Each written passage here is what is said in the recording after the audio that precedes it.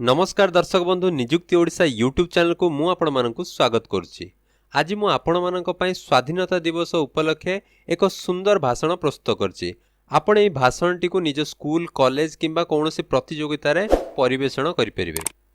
तेबे चलंतु आरंभ करबा आजिर भाषण। बरेण्य सभापति महोदय, पूज्य गुरुजी और गुरुमाबुंद, विज्ञ विचार मंडली एवं एठारे उपस्थित मोर छोट बड़ भाई भौणी और मोर सहपाठीगण, आज हेउची भारतर स्वाधीनता दिवस। एही पवित्र दिवस रे मते किछि कहिबाकू सुजोग मिलिथिबारु मु निजको धन्य मने करछि।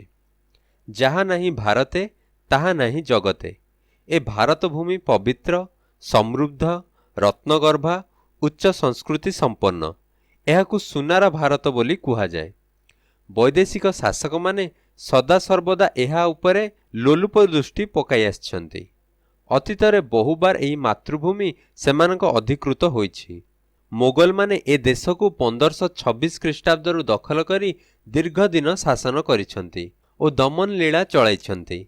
सुना, रूपा, हीरा, नीला, मोती, माणिक्य इत्यादि अमूल्य धातु सबु निज देश को बोही नैछंती।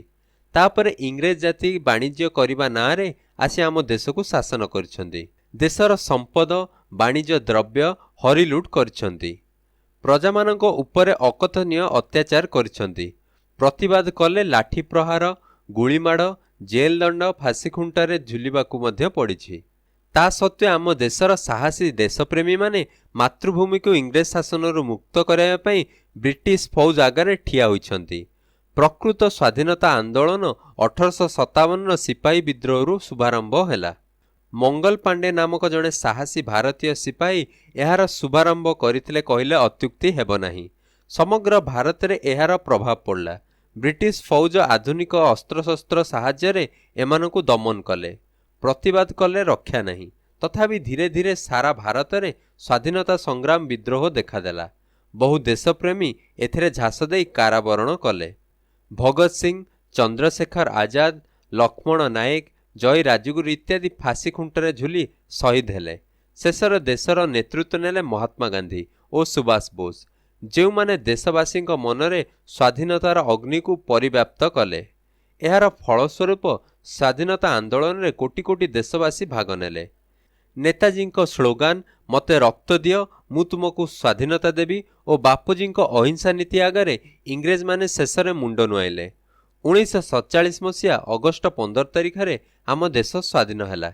सेबेठारु आमे स्वाधीनता दिवस को पालन करि आसछु।